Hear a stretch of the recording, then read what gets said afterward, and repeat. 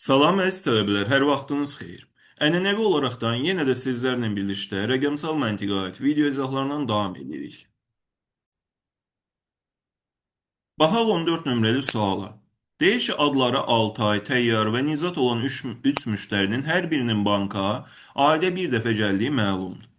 Adlarının baş hərfləri ilə yazılmış sütunların yuxarı hissəsində həmin müştərilərin banka gəldikləri günlər, ayın günləri, göstərən ədədlərin cəmi qeyd olunub. Yəni deyir 6 ayla təyyarın gəldiyi günləri rəqəm kimi fikirləşib toplasam 40 eləyir. Bəsit bir örnəkdir, özümdən atıram, rəqəmləri dəqiq bilmirəm hal-hazırda. Deyək ki, bu 22-si gəlsin, bu da 18-si gəlsin. Bu ikisini toplayıb bura 40 yazıb. Geri qalan da eyni qaydada. Sualı əldə etmək üçün verilənləri birinci yazaq. Görürəm ki, A plus T bərabərdir bizim üçün 40-a. Eyni qaydada N plus T bərabərdir bizim üçün 28-ə. Və N plus A da bərabərdir 36-ya. Bu ən bəsit səviyyədə tənlikdir. Biz bu tənlikdən istifadə edərəkdən hər bir şəxsin hansı gündə gəldiyini tapa bilərik. Bunu etmək üçün birinci bunları alt-alta toplayıram. Görürsünüz 2 dənə A var, 2 dənə T var, 2 dənə N var.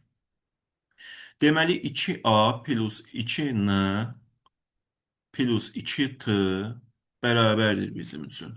68, 36 da gələndə bizim üçün bərabərdir 102-yə. 104 estağfurullah. 104 olaraq dəyərləndirdik. Hamısını 2-yə ixtisar aparsam. A plus N plus T da bərabərdir əziz tələbələr. 52. Və sualın şərtində qeyd edilib ki, Altay, Təyyar və Nizatın banka gəldikləri günləri, ayın günlərini göstərən ədədlərin rəqəmləri cəmini müəyyənləşdirin. Ədədlərin rəqəmlərinin cəmini. İndi tələbələr ədədlərin cəmi görən kimi, deyirlər, A-nın, T-nın cəmini onsuz tapmışıq da, 52 gələk A variantını seçək. Yox, yanlışdır. İndi birinci olaraq biz tapmalıyıq ki, bunlar ayrı-ayrı olaraq hansı günlərdə gəliblər. Bunu tapmanın çox bəsit bir qaydası var. Necə ki, məsələn, A ilə T-nın cəmi 40-a bərabər olub da, düz deyilmi? Burada A ilə T-nın cəmini 40 olaraq fikirləşsəz, əziz tələbələr, N deməli bərabərdir bizim üçün 12-yə. Gətirdiniz, yazdınız, N bərabərdir 12-yə. N 12-dirsə, misal üçün burada, T-nın da dəyəri 16-ya bərabərdir. 12 ilə 16-nı toplayanda 28 eləyir da. T da bərabərdir bizim üçün əsl bilər 16-ya. T-nı da gətirib 16 dəyərləndirəndən sonra A-nın da dəyəri avtomatikman 24 olur. A da bərabərdir 24-ə. Və sualda bizə diqqət yetirsəz, demirdi ki, günlərin cəmini deyil. Günləri göstərən ədədlərin rəqəmlərinin cəmini müəyyənləşdirin. Məsələn, ədəd deyək ki, 12-dir. Onun rəqəmləri nədir? 1-dən 2. 16-da 1-dən 6. Bunları deyir topla. Yəni 12-ni 12 kimi götürmə, 1 və 2 kimi götürün. 1 plus 2.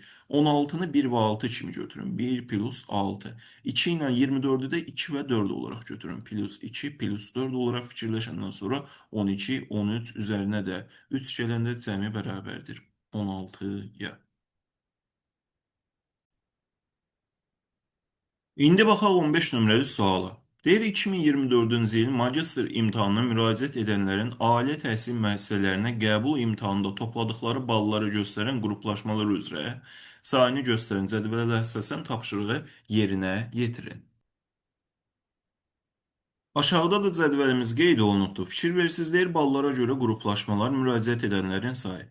Qızım deyir 300 baldan aşağı 300 və ondan aşağı 5004 nəfər var.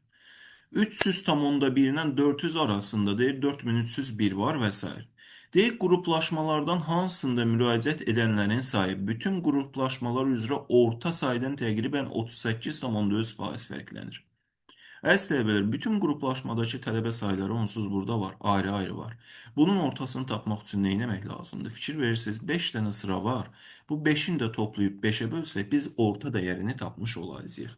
Gəlib deyək ki, siz bunları ayrı-ayrı yazmıram da. Buradakı rəqəmlərin, yəni 5004, 4301, 4205, 3780 və 2436-nı. Buradakı 5 dənə sayını topladığınız zaman əldə edəcəyiniz dəyər 19726-ya bərabərdir. Bunu yazdınız. İndi bir də bunun ortasını tapmaq lazımdır. Bunu tapmaq üçün 5 dənə ayrı sayı var idi deyə bu dəyəri gətirdim 5-ə böldüm. Bu da bərabərdir bizim üçün 3945 tam onda 2-yə. Bu bizim orta sayımızdır. Və bizə qeyd edir ki, 38,3% fərqlənir. Deməli, bu dəyəri nə etməliyik? 38,4%-ni tapmalıyıq. Yazdım 3945,2 bölünsün 100 vurulsun 38,3 dəyərinə. Bu da bərabərdir, əziz tələbələr, 1511 dəyərinə. İndi bizə fərqlənir deyir. Məsələn, deyir ki, orta dəyərdən 38,4% fərqlənir deyir. Yəni 1511 nəfər fərqlənir. Amma çox və ya az olduğunu demir. Deməli, biz birinci yuxarı həddi taparıq. Sonra da aşağı həddi taparıq.